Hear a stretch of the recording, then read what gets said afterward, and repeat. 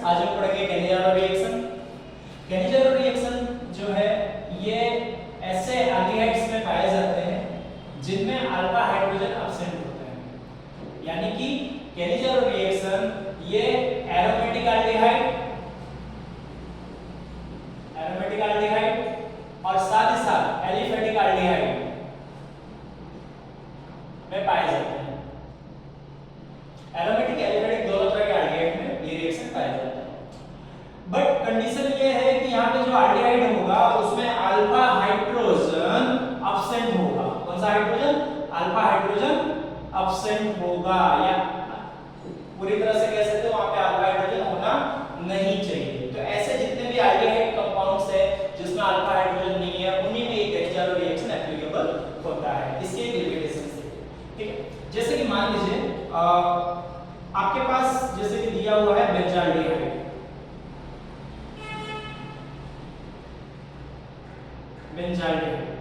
तो बेंजाल्डिहाइड में ये जो CHO ग्रुप है वो CHO ग्रुप है फंक्शनल ग्रुप। क्या है? Functional group.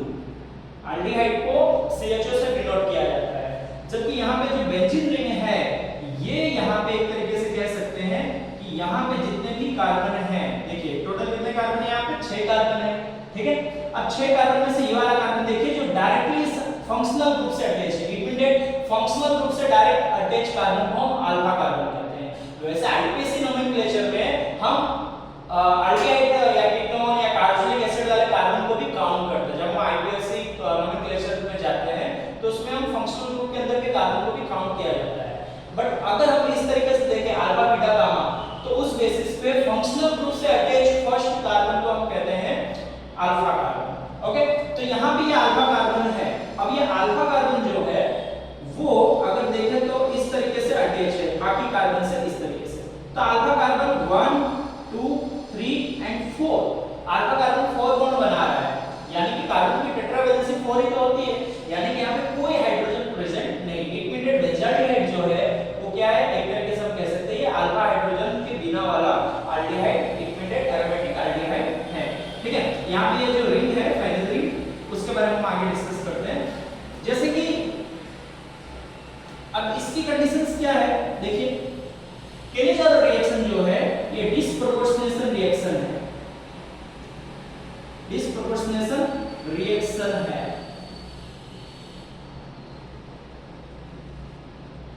प्रोपोर्शनेशन रिएक्शन है। डिस्प्रोपोर्शनेशन रिएक्शन क्या होता है?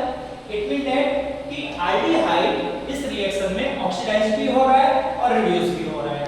एल्डिहाइड ऑक्सीडाइज होकर क्या बनाएगा एंड रिड्यूस होकर क्या बनाएगा? ऑक्सीडाइज होने पे एल्डिहाइड जनरेट करता है कार्बोक्सिलिक एसिड या फिर उसके सॉल्ट, और रिड्यूस होने पे वो अल्कोहल जनरेट करता है। ओके, तो अगर हमारे यहाँ पे एल्डिहाइड है, एरोमेटिक या एलिफेटिक एल्डिहाइड है, ठीक है, जिसमें अल्फा हाइड्रोजन एब्सेंट है, अल्फा हाइड्रोजन क्या है यहाँ पे? एब्सेंट है।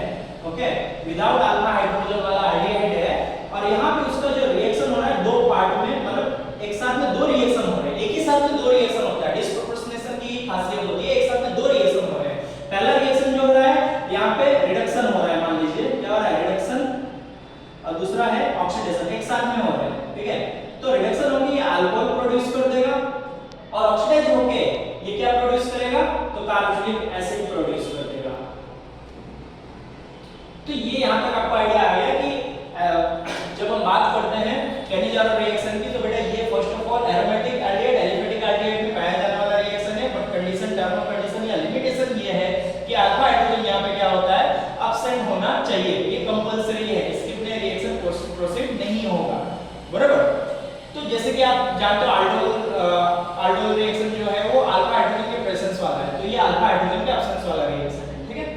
अब जैसे बेंजाल्डिहाइड एक कंपाउंड है जिसके बारे में हम जानते हैं, जो कि एक तरीके से हम कह सकते हैं ऐसा कंपाउंड है जिसमें अल्फा हाइड्रोजन एब्सेंट है। सेकंड थिंग, ये डिस्प्रोपोर्शन टाइप का रिएक्शन है। डिस्प्रोपोर्शनेशन टाइप का रिएक्शन का मतलब ये होता है जिसमें आपका जो कंपाउंड है, इमीडिएट जो आपने सब्स्टिट्यूट यहाँ पे लिया हुआ है, सब्स्टिट्यूट जो आपने लिया है वो सब्स्टिट्यूट रिड्यूस भी हो रहा है, साथ ही साथ ऑक्सीडाइज भी हो रहा है। रिड्यूस होके वो अपने लोअर कैटेगरी में जाएगा, यानी कि रिडक्शन होने का मतलब ये हो जाता है कि या फिर उसमें से हाइड्रोजन इंप्रूव हो जाएगा, रिडक्शन मतलब उसमें हाइड्रोजन इंप्रूव हो जाएगा या फिर ऑक्सीजन निकल जाएगा। सेम ऑक्सीडेशन का मतलब ये होता है कि हाइड्रोजन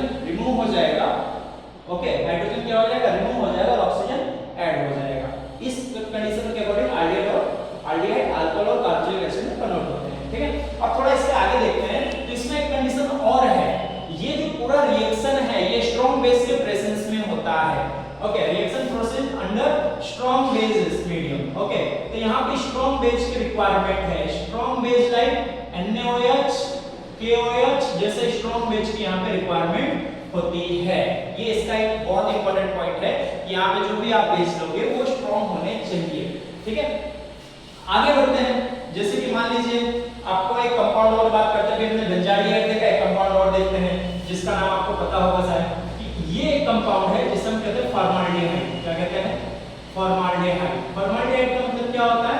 इट मीन दैट कि ये फॉर्माल्डिहाइड मतलब एल्डिहाइड ग्रुप का फर्स्ट मेंबर है, बट इसकी कुछ लिमिटेशंस भी है। और इसकी कुछ कंडीशन, जैसे जब आप ग्रेनाइट रिएजेंट पढ़ेंगे तो ग्रेनाइट रिएजेंट से ये कुछ अलग ही कंडीशंस को फॉलो करता है बाकी एल्डिहाइड के कंपैरिजन में, क्योंकि फर्स्ट मेंबर है तो इसके कुछ लिमिटेशंस है। लिमिटेशंस इसलिए कि यहाँ पे फंक्शनल ग्रुप है। ये क्या है? Functional group. कौन सा ग्रुप है? Functional group. बट यहाँ पे बच्चों सिर्फ और सिर्फ हाइड्रोजन है। तो बोलोगे सर यहाँ पे तो अल्फा हाइड्रोजन है, यहाँ पे अल्फा हाइड्रोजन है, बट यहाँ पे अल्फा हाइड्रोजन नहीं है, बिकॉज आपको पता होना चाहिए अल्फा हाइड्रोजन सिर्फ और सिर्फ अलोंग विद अल्फा कार्बन ही पाया जाएगा। यानी हाइड्रोजन जो है अगर अल्फा है इट मीन दैट वहां पे अल्फा कार्बन प्रेजेंट होना चाहिए, but there are no any type of alpha carbon is presenting here, तो दैट्स व्हाई हम कह सकते हैं यहाँ पे कोई प्रेजेंट नहीं है अल्फा कार्बन, तो ये अल्फा हाइड्रोजन में काउंट नहीं किया जा सकता। यानी अल्फा हाइड्रोजन ये एब्सेंट है। दैट्स व्हाई आप कह सकते हो ये भी एक ऐसा एल्डिहाइड है, एलिफेटिक एल्डिहाइड, सॉरी हां एलिफेटिक एल्डिहाइड है जो कह सकते हैं कि भाई अल्फा हाइड्रोजन के बिना है। ठीक है, तो थोड़ा कंडीशंस देख लेते हैं। जैसे कि मान लीजिए एक पॉइंट और, ये जो रिएक्शन है इसमें हम दो एल्डिहाइड लेंगे। पहली कंडीशन हमें कितने एल्डिहाइड लेनी होगी? दो। कंडीशन ये भी हो सकती है दोनों एल्डिहाइड सिमिलर भी हो सकते हैं, दोनों एल्डिहाइड अलग-अलग भी हो सकते हैं। ठीक है, दोनों कंडीशन देख लेते हैं। अब सबसे पहले आपको ये पता होना चाहिए कि जब हम बात करते हैं कार्बोनिल ग्रुप की, किसकी? कार्बोनिल ग्रुप की हम बात करते हैं, तो कार्बोनिल ग्रुप क्या है? Carbonyl group represented with CO, ये कार्बोनिल ग्रुप को रिप्रेजेंट करता है। ठीक है, अगर हम इस तरह, ये तो कीटोन जैसा लगेगा, अगर हम एक्चुअल में देखें तो कार्बोनिल ग्रुप हम ऐसे रिप्रेजेंट करते हैं, क्योंकि कार्बोनिल ग्रुप जो है प्लेनर होता है। कार्बोनिल ग्रुप जो है प्लेनर स्ट्रक्चर होता है, इन बिटवीन बॉन्ड्स 120 डिग्री का एंगल पाया जाता है सभी में। ठीक, और कार्बोनिल ग्रुप की कंडीशन ये भी है कि कार्बोनिल ग्रुप में एक सिग्मा और एक पाई बॉन्ड, यहाँ पे एक सिग्मा एक पाई है। सपोज अगर मान लीजिए पाई बॉन्ड ब्रेक हो गया, मान लीजिए पाई बॉन्ड क्या हो गया? ब्रेक हो गया, तो इलेक्ट्रॉन किस तरफ मूव कर जाएंगे? जो हाईली इलेक्ट्रोनेगेटिव है, लाइक ऑक्सीजन जैसे एलिमेंट जो कि काफी ज्यादा compared to carbon, oxygen highly electronegative है, तो इलेक्ट्रोनेगेटिविटी ज्यादा होने के कारण ये इलेक्ट्रॉन कहां शिफ्ट कर जाएगा? ऑक्सीजन की तरफ। एंड फाइनली आपको कुछ ऐसा रिजल्ट मिलेगा। It mean that what? It mean that कि यहां पे कौन सा रिएक्शन होगा और यहां पे कौन सा रिएक्शन होगा? यहां पे एक तरीके से हम कह सकते हैं न्यूक्लियोफिलिक एडिशन रिएक्शन होगा, और यहां पे इलेक्ट्रोफिलिक एडिशन रिएक्शन होगा। तो ओवरऑल हमें इतना मालूम होना चाहिए कार्बोनिल ग्रुप है क्या, और कार्बोनिल ग्रुप दो फंक्शनल ग्रुप को रिप्रेजेंट करता है, एक एल्डिहाइड दूसरा कीटोन। फिलहाल हम एल्डिहाइड पे फोकस कर रहे हैं आगे। अब जैसे कि देख लीजिए यहाँ पे, जैसे कि हमने ले लिया फॉर्माल्डिहाइड, क्या ले लिया? फॉर्माल्डिहाइड। ठीक है, एक फॉर्माल्डिहाइड लिया, इस फॉर्माल्डिहाइड में हमने ऐड किया जो स्ट्रॉन्ग बेस है OH-। OH- क्या करेगा? इस ग्रुप पे अटैक करेगा। जैसे कि मैंने बताया कि कार्बन पे न्यूक्लियोफिलिक एडिशन रिएक्शन होता है। What means nucleophilic? Nucleophilic means जिसके पास इलेक्ट्रॉन एक्सेस होता है, जो इलेक्ट्रॉन डोनर होता है। ठीक है, वो एनायन भी हो सकता है और वो फ्री रेडिकल लाइक ऐसा भी हो सकता है जिसमें लोन पेयर हो, लाइक अमोनिया H2O, ये भी क्या है? न्यूक्लियोफिलिक है, क्योंकि इनके पास लोन पेयर है। लोन पेयर है तो लोन पेयर को डोनेट कर सकते हैं, क्योंकि इनके आउटरमोस्ट ऑर्बिटल में है तो वो इजीली डोनेट कर सकते हैं। ये भी डिपेंड करता है तो किस टाइप का न्यूक्लियोफिलिसिटी उनकी क्या है, न्यूक्लियोफिलिसिटी जितनी होगी उसकी कंडीशन को डोनेट कर सकते हैं। तो यहाँ पे अगर मैं कहता हूँ फॉर्माल्डिहाइड है, फॉर्माल्डिहाइड है, तो फॉर्माल्डिहाइड में ये OH- अटैक करेगा इस कार्बन पे। कैसे करेगा? तो पहले यहाँ पे पाई बॉन्ड ब्रेक होगा, इस पे आएगा माइनस, इस पे आएगा प्लस, और प्लस आने पे ये माइनस वाला इस पे क्या कर देगा? अटैक कर देगा, यानी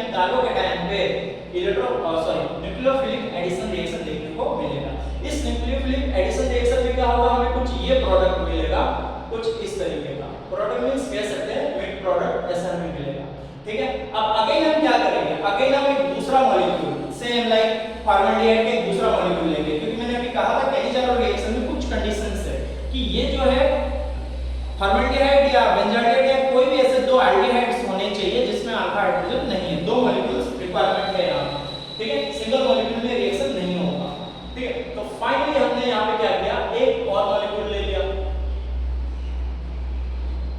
इस तरीके से, ठीक है। होता क्या है कि अब यहाँ की कंडीशन ये है कि ये अनस्टेबल है ऑक्सीजन, ये स्टेबल होने के लिए क्या करेगा, अपने इलेक्ट्रॉन पेयर को वापस कार्बन के साथ ज्वाइन करना चाहेगा, क्योंकि ये इलेक्ट्रॉन डोनर है यहाँ पे, बट कार्बन के पास स्पेस नहीं है, यहाँ पे कार्बन टेट्रावैलेंट ऑलरेडी है, तो यहाँ पे एक बॉन्ड इसका नुकसान होना चाहिए, एक बॉन्ड कम होना चाहिए, तो उसके लिए क्या होगा, यहाँ पे वो कंडीशन देखने को मिलेगी, ये माइनस बनेगा और ये प्लस बनेगा। तो फाइनली सर ये क्या है, ये H प्लस है H माइनस, बेटा ये H माइनस बनेगा, क्या बनेगा H माइनस, क्यों, ऑक्सीजन से अगर इलेक्ट्रॉन लेना है, ऑक्सीजन से इलेक्ट्रॉन लेना है तो कार्बन को प्लस बनना पड़ेगा, और कार्बन को प्लस बनना है इमीडिएट यहाँ पे ये H माइनस प्रोड्यूस होगा, यानी कि H माइनस आयन इस C प्लस पे क्या करेगा, अटैक करेगा। एक मोस्ट आईएमपी पॉइंट है कि यहाँ पे एक पॉइंट और ऐड हमें रखना है कि ये H माइनस का ट्रांसफर यहाँ पे देखने को मिलता है, या H माइनस ट्रांसफर आप बोल सकते हो कि एक मॉलिक्यूल से इंटरनल मॉलिक्यूल H माइनस यानी हाइड्राइड आयन का ट्रांसफर देखने को मिलता है, और ये हाइड्राइड आयन जाएगा इस कार्बन के पास, देन फाइनली क्या होगा, हमें मिलेगा कुछ ऐसा प्रोडक्ट जिसमें क्या कहते हैं कि COO, ये बॉन्ड जनरेट हो जाएगा, बराबर, इधर OH आ जाएगा और इधर H आ जाएगा, ओके, एंड प्लस इधर क्या आएगा, तो इधर आ जाएगा CH3O माइनस, ठीक, इसे हम कह सकते हैं H minus shift, H minus shift, कैसा shift, intermolecular shift, inter H minus shifting intermolecular, intermolecular shifting का मतलब ये होता है कि H माइनस एक मॉलिक्यूल से दूसरे मॉलिक्यूल में क्या कर रहा है, मूवमेंट कर रहा है, शिफ्ट हो रहा है, ठीक है, और इस शिफ्टिंग के कारण हमको ये कंडीशन मिलेगी। हमें पता है ये जो है HCOOH, ये कार्बोक्सिलिक एसिड है, और एसिड का नेचर होता है डोनेट करना, क्या करना, डोनेट करना, और इसके सामने ये जो है ये कह सकते हैं कंजुगेट बेस है, बराबर, अल्कोहल होता है, अल्कोहल का क्या बनेगा, बेस बन जाएगा, बराबर, कंजुगेट बेस जिसे कहते हैं। तो ये क्या करेगा, ये अपने H प्लस को इसके साथ क्या करता है, एक्सचेंज करेगा, तो यहाँ पे एसिड बेस रिएक्शन होगा, क्या होगा, एसिड बेस रिएक्शन, और इस एसिड बेस रिएक्शन के कारण यहाँ पे जनरेट होगा HCOO minus plus CH3OH, it mean that कि यहाँ पे जो हमको प्रोडक्ट मिल रहा है वो कार्बोक्सिलिक एसिड का सॉल्ट मिल रहा है, कार्बोक्सिलिक एसिड का सॉल्ट, सॉल्ट लाइक कि अगर हम इसका रिएक्शन सोडियम या पोटेशियम सॉल्ट से करवा देंगे तो हमको सोडियम क्या बोलते हैं कि ये जो कंडीशन है यहाँ पे, ये मेथनोइक एसिड है, क्या है, मेथनोइक एसिड, बराबर, तो यहाँ पे आपको मिल जाएगा sodium salt of methanoic acid या सोडियम मेथनॉइड, ओके, क्लियर, ओके। तो आगे बढ़ते हैं, कुछ एक एग्जांपल्स और देख लेते हैं, जैसे कि एक एग्जांपल की मैं बात करूं कि एक एग्जांपल कुछ ऐसा है जिसमें मैंने लिया हुआ है ये और प्लस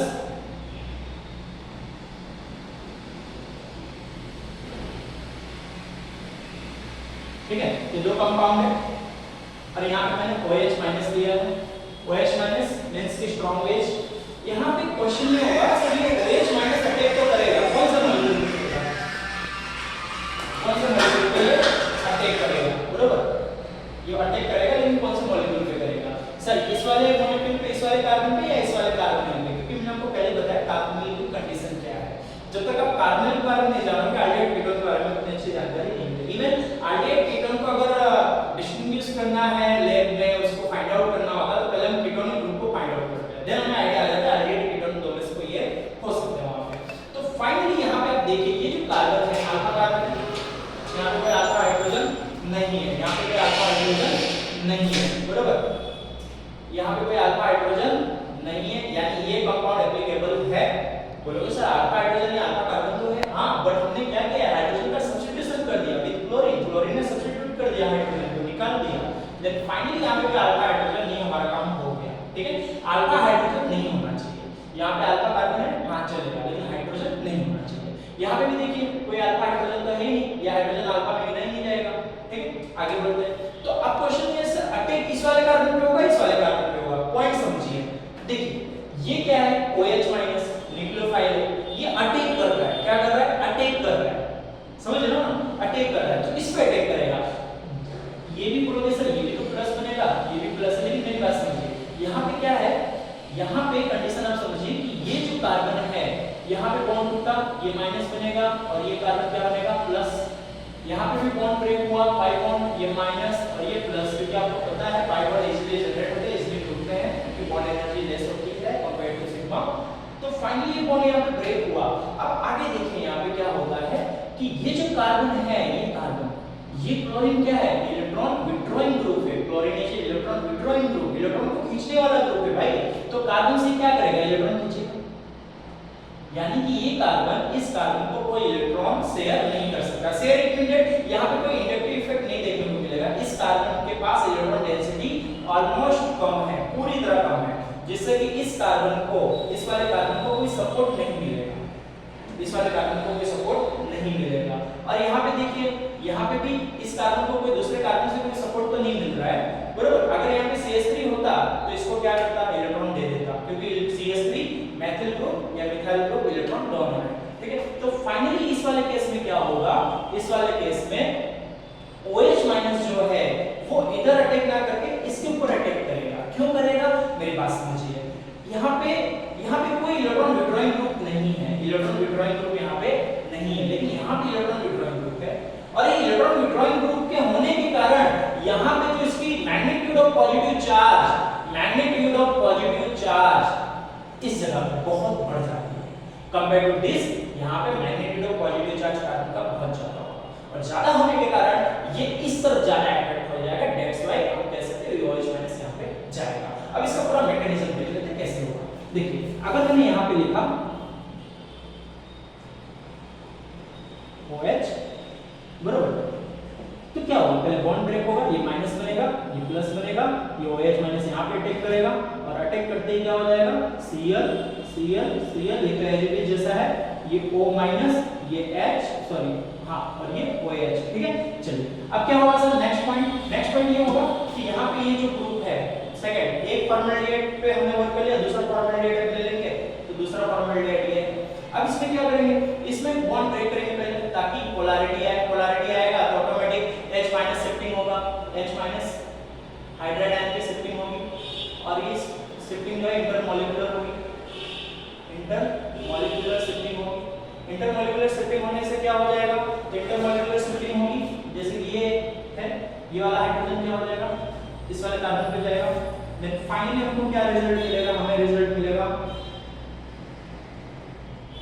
ये, जैसा कि मैंने आपको बताया था, ऑक्सीजन स्टेबलाइज होना चाहेगा, इसलिए H माइनस डाइवर्ट हो जाएगा उस तरफ, बरोबर। और फाइनली आपको कुछ ऐसा रिजल्ट मिलेगा, प्लस यहाँ पे मिलेगा CH3O माइनस। ठीक है, अब क्या करेंगे हम यहाँ पे acid base reaction, acid base reaction यानी ऐसा रिएक्शन जिसमें एसिड अपना H+ डोनेट करता है और बेस H+ गेन करता है, और एसिड बेस रिएक्शन के कारण यहाँ पे क्या हो जाएगा कि हमें मिलेगा CCl3COO माइनस प्लस CH3OH, यानी कि हम कह सकते हैं कि यहाँ पे ट्राइक्लोरो एसिटिक एसिड हमें मिलना चाहिए, बट यहाँ पे हमको जो मिलेगा ट्राइक्लोरो एसिटिक एसिड का सॉल्ट मिलेगा, और साथ ही साथ हमें मिथेन